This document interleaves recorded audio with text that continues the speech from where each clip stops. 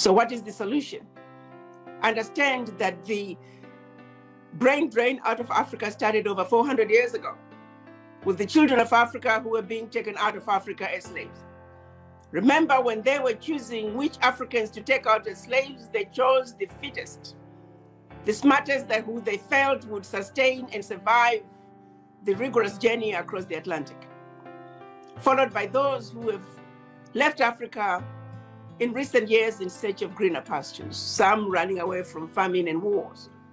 But the end result is Africans around the world are building other nations while we are allowing our beloved continent to languish or be exploited. The colonizers have been in Africa for centuries. All they have succeeded at doing is building infrastructure designed to do nothing but extract resources out of Africa. That's all they have done, and that's all they plan to continue to do. We're the only ones who can change that paradigm. And that means the African diaspora must wake up. That means the African diaspora must understand what is really going on and not understand Africa from the eyes of the colonizers, from the eyes of the media that have chosen to paint Africa as a diseased and dying continent in need of rescue. Let's understand our Africa as African diaspora. Let's understand our role. It's very difficult for African businessmen in Malawi, in Botswana, to think continental. They're struggling to make a living in that little bitty country with all the restrictions and the difficulties of reaching to the country next door, to then ask that same businessman to think continental. But the people who can help with that bridge, the people who are already integrated in a way, people who can come to Africa with an integrated mind, are the children of Africa in the diaspora. Like I said before, $1 million diaspora with $1,000, that's $1 billion. $1 billion is a lot of money. And then you take that 1 billion, let's do it a year in and year out. Allow me to share with you briefly that in 1945, 13 Jewish men met in the library. They didn't even have a place to meet. This was soon after Holocaust. The ideas they came up with during that meeting were based on two facts, two realizations: that there was a need for them to unite, for them to speak with one voice when it comes to issues pertaining to them and their country. They also realized that their unity was useless if they did not back it up with financial resources. So that is all they did. They united. They said, we may not like each other as individuals, but when it comes to their Jewishness, when it comes to Israel, they stick together like super glue. They also pulled out their financial resources. If I may stop for a second, use Israel as an example and the Jewish people. The Jewish people own this little bitty tiny little piece of land, which is a desert. There's only 15 million Jews around the world. Compared to Africa, we have the largest landmass on earth, richest continent on earth, and over 400 million African diaspora. The Jews, their little bitty country that is a desert, financially they control the world whether you like it or not. When those Americans in Charlottesville were holding their tiki torches, talking about the Jews will not replace us, you never saw a single Jewish man on television complaining. They complain with their finances. Their dollars speak for them. Jews do not go and borrow money from anybody. They fund themselves. They're probably the most powerful people financially. Their money speaks for them. What do we do instead when George Floyd gets killed and many others were on the street? We make noise and that's it. If everybody that protested could put $1 and say, yes, we want to protest, but we're also going to do something about it,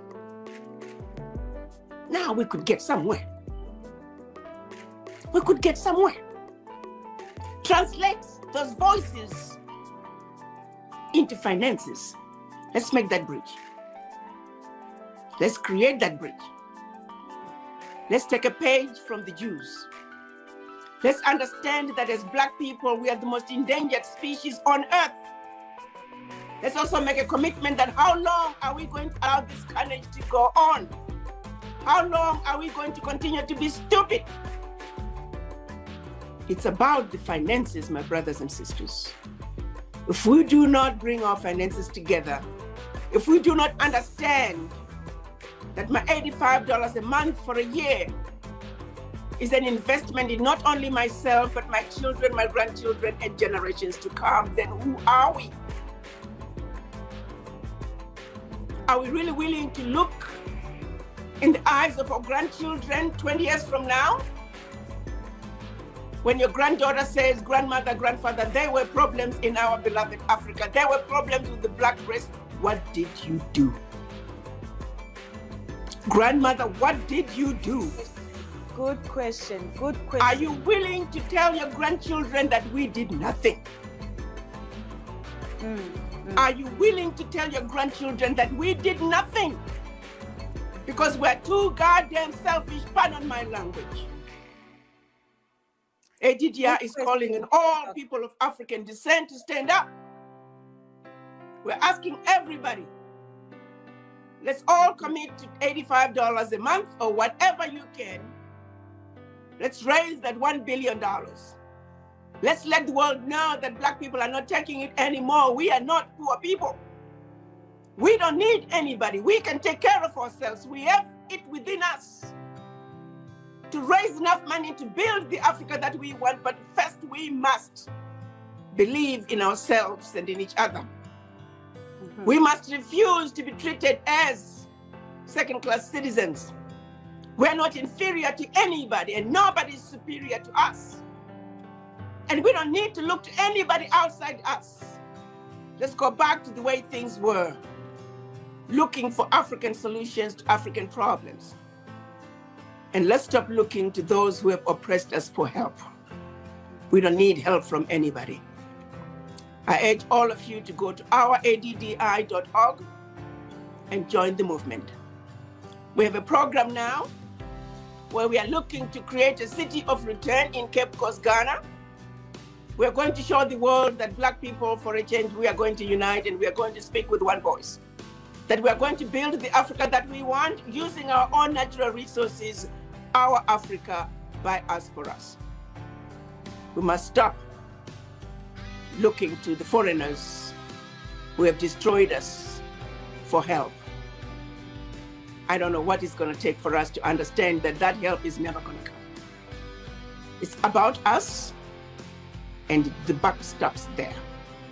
So ADDI, the city of return in Ghana, we're going to show the world how it's all going to be done. And we'll continue to blow the horn and wake as many people up as we can. We want every Black man and woman to stand up and be proud to be who you are.